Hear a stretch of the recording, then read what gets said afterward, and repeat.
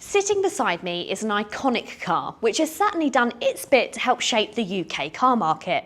Of course, this is the first generation Toyota RAV4, and this car launched in the UK in 1994. That was a year after I was born. And it didn't neatly fit into any category.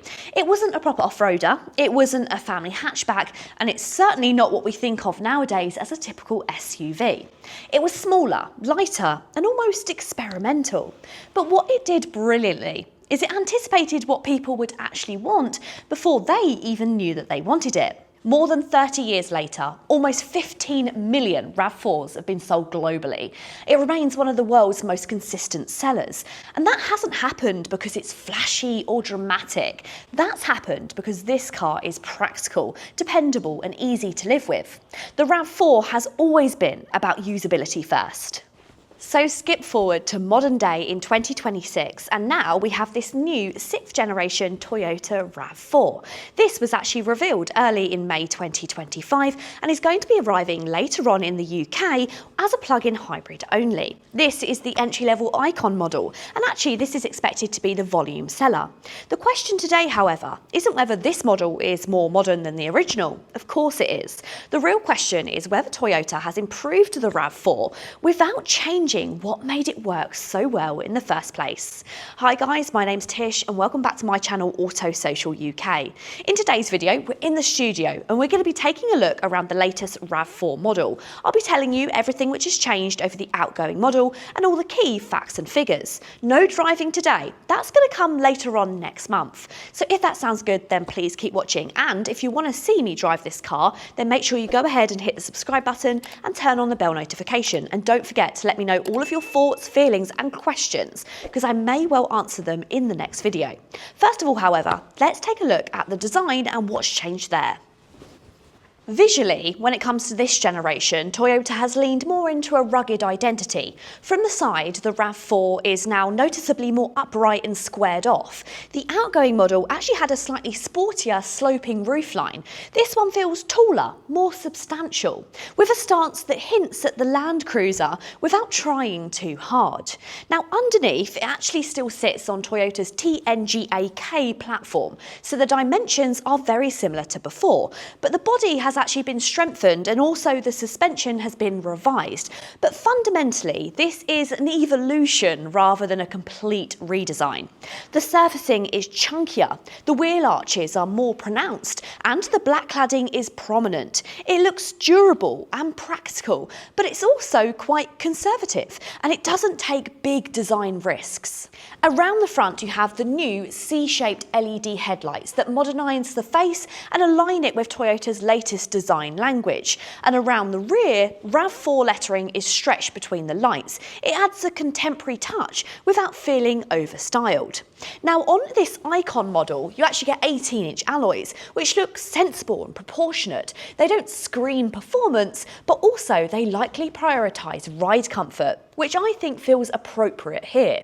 If you want more visual drama, then the GR Sport adds a wider track and more aggressive detailing. But this Icon feels deliberately grounded. Stepping inside of this cabin, and I think it's very clear that they've gone for functionality over, well, plushness and richness. It actually feels very similar to a commercial vehicle. It feels a bit more like a Land Cruiser inside here. There's quite a lot of black plastic. You have it across the dashboard and in the centre console and even on the doors.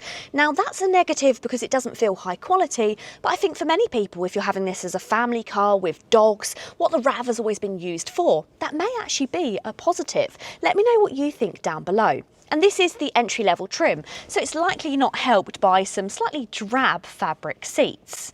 But otherwise, it has a very functional cabin. Everything is within reaching distance. The infotainment system is a familiar Toyota product, a significant evolution compared to some of the earlier models, but still not as intuitive as the best in the game, like Renault, who use a Google-based system. However, thought has gone into making it as easy to navigate as possible, with quick access buttons remaining at the bottom of the screen at all times. There's also some physical buttons at the bottom of the screen for temperature and volume, as these are things that users reach RAV4 most often.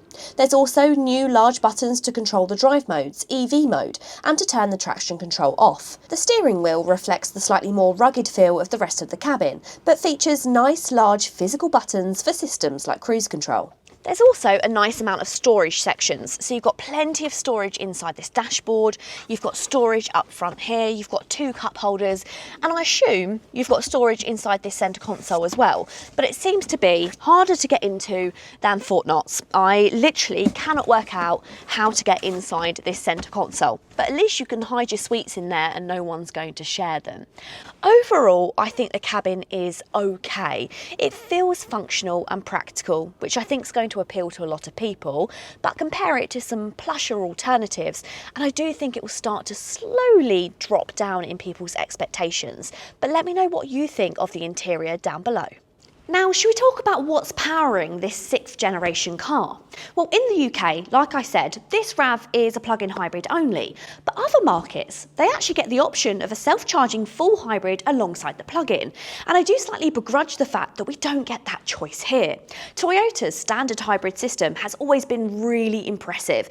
It's smooth and it's also relatively affordable. Offering a regular hybrid alongside this one would have really opened up the RAV to a broader audience, because let's face it, not everyone can charge at home and not everybody wants the complexity of a larger battery. A more affordable full hybrid would have likely made this generation of car more accessible for families and single people alike. That said, the plug-in hybrid system is actually really impressive. There's a new 22.7 kilowatt-hour battery delivering up to 85 miles of fully electric range on the WLTP cycle. On paper, that's a really useful amount, and you could cover most people's weekly driving. When this model was first showcased last year, the headline figure was 100 kilometres or 62 miles.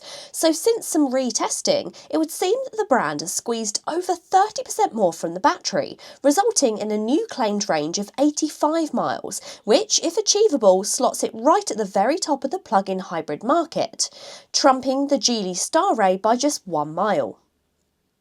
Charging capability has also been improved too, so there's actually an optional 50 kilowatt DC charging, and there's an 11 kilowatt AC onboard charger for quicker home top-ups. In terms of performance, the all-wheel drive version actually produces around 300 brake horsepower and can reach the 62 in 5.8 seconds. There's also a front-wheel drive version like this, which produces around 250 brake horsepower, and that's likely to be the more rational choice. But with any plug-in hybrid, the real-world experience really matters more than the figures.